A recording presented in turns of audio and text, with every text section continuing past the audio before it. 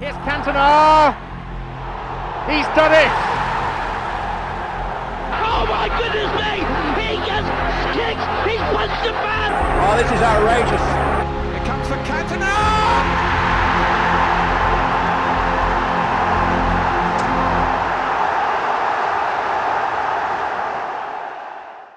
Eric Cantona first retired from football at the tender age of 25. Back in the winter of 1991, Cantona found himself in front of the disciplinary committee of the French Football Federation. The charge? Throwing a football at a referee after being angered by one of his decisions. Cantona was banned for 1 month. Well, that was until he decided to walk up to every member of the committee and call them an idiot. Individually. The ban was increased to 2 months. Angered by this decision, Eric announced his retirement on the 16th of December 1991. There is few people that you will hear speak fondly of Platini. However, back in 1991 he was the manager of the French national team and a fan of Cantona. He saw the genius that was in danger of being wasted and convinced the future king of Old Trafford to return. But it was actually a future Liverpool manager, Gerard Houllier, that advised Eric to travel across the channel for a fresh start. Graeme Souness was offered a chance to sign the French Maverick but did not want to upset the harmony of his dominant Liverpool team.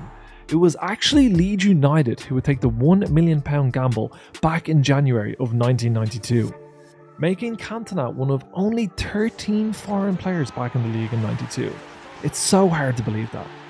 Leeds would go on to win the final ever First Division title with Eric scoring 3 goals in 15 games. But that summer, the Premier League was born. The cocky, brash, charming, swaggering enigma from Marseille had found his home. On his first appearance at Wembley and the season opener, the 1992 FA Charity Shield, Cantona bagged himself a hat-trick in a 4-3 win over Liverpool. And a mere 17 days later, Eric Cantona etched himself into Premier League history by scoring its first ever hat-trick, this time in a 5-0 win versus Spurs. The narrative in the media was starting to become how Eric Cantona had arrived in England and delivered Leeds United a league title. However, inside the dressing room there was a different feeling. Howard Wilkinson had done an incredible job at Leeds. They saw the midfield of Batty, McAllister, Speed and Strachan as the cornerstone of their success. Cantona was just a cherry on top. With Wilkinson's strict regime, it was never going to be a long-term home for the erratic Frenchman, because even though he trained well, he refused to conform to the rules. So when Leeds inquired about Dennis Irwin and Manchester United chairman Martin Edwards rebutted with an offer for Cantona, Wilkinson almost snapped his hand off, agreeing to the £1 million offer. I have to look after the football club's best interests, and I think in this case that's what I've done. And United fans were not convinced. They could not believe that Ferguson wanted the player who was more famous for fighting teammates, horrific challenges, disrespecting coaches, and even launching footballs at referees than he was for his footballing prowess. Cantona. They won't sing it here. Eric Cantona joined Manchester United on the 26th of November 1992 and altered the course of English football.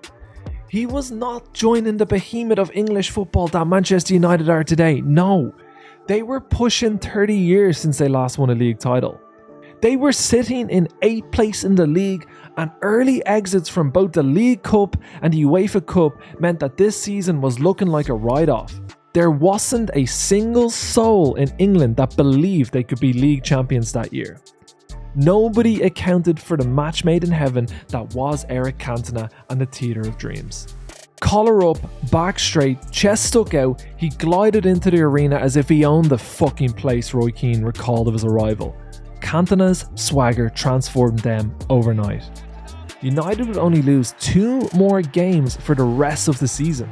He scored 9 goals in 22 matches, and the fans who had doubted him, some who had not even been born the last time United won a league title, had a new king. This was a player like no other that had ever played in England. Right foot, left foot, headers, strength, skill, character. He had it all. Eric wasn't an out-and-out striker, but he wasn't a midfielder either. He would drift between the lines and wreak havoc on defences.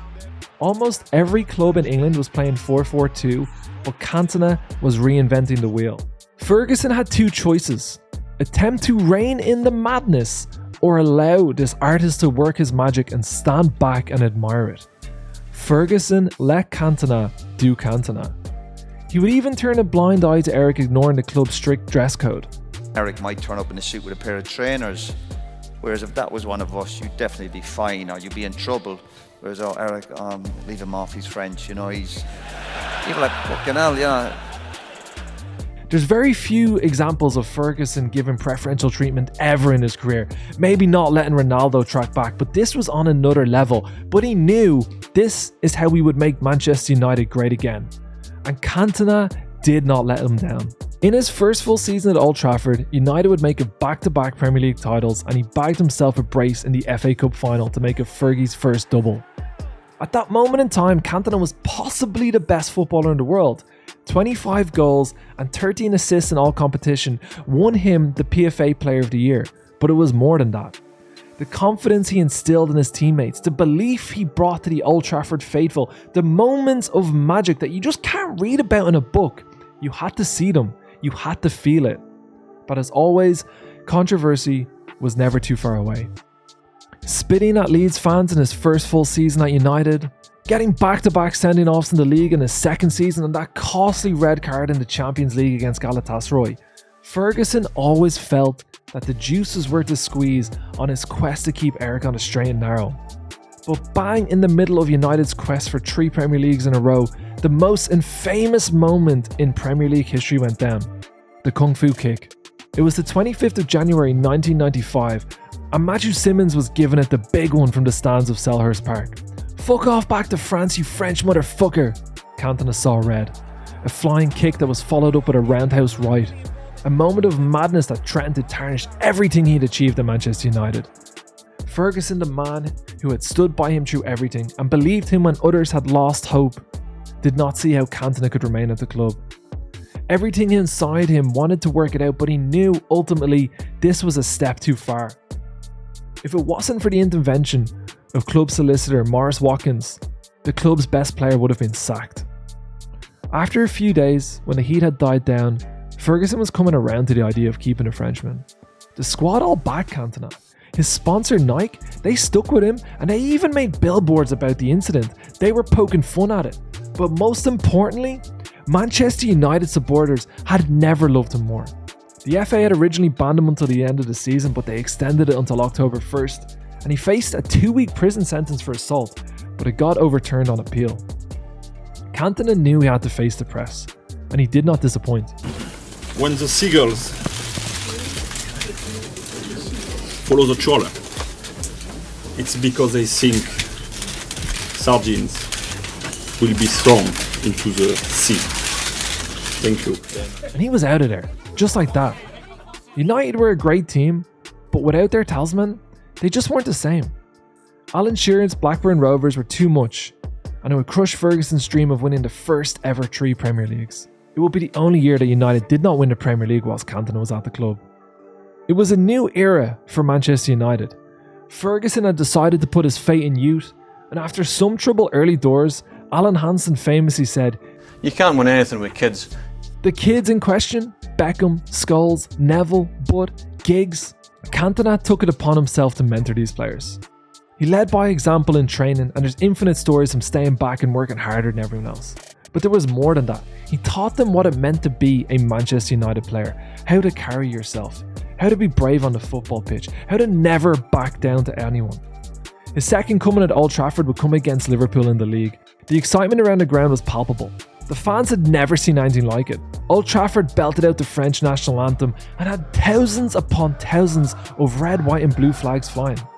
Their hero was back, and of course, he scored on his return to the theatre of dreams.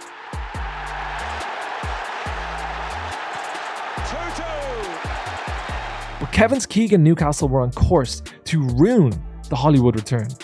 Cantona turned it up a level. He went into overdrive. United won 10 of their last 11 games and drawn 1, and with the famous Newcastle collapse, they pipped them to the title. He would top off a spectacular return to English football by once again showing up for the big occasion. An 85th minute winner at Wembley to beat United's bitter rivals Liverpool 1-0. It made him immortal. Ferguson had his second double in 3 years, and it made everything he'd gone through worth it. Cantona had one final dream. The 1996 Euros was to be held in England. The fairy tale ending will be to lead his home nation to glory in his adopted home. French manager Jacquet just did not get the memo and didn't even include him in the squad. Distraught but desperate to write the fairy tale ending, Cantona decided that winning the European Cup for United would be his destiny. Fast forward to April 1997, and a heartbreaking semi-final defeat to eventual winners Borussia Dortmund was the final nail in the coffin for Cantona's career. Within 24 hours of defeat, he informed Alex Ferguson of his intention to retire. Even wrapping up a title a few weeks later did not change his mind. Ferguson pleaded with the 30-year-old star player, but he knew it was game over. 5 years, 82 goals, 4 league titles, 2 FA Cups, 1 PFA Player of the Year, a collar always popped, the Kung Fu kick, the iconic celebrations, chants that you still hear in Old Trafford to this day, moments to last a lifetime. Eric Cantona was the Premier League's greatest ever signing.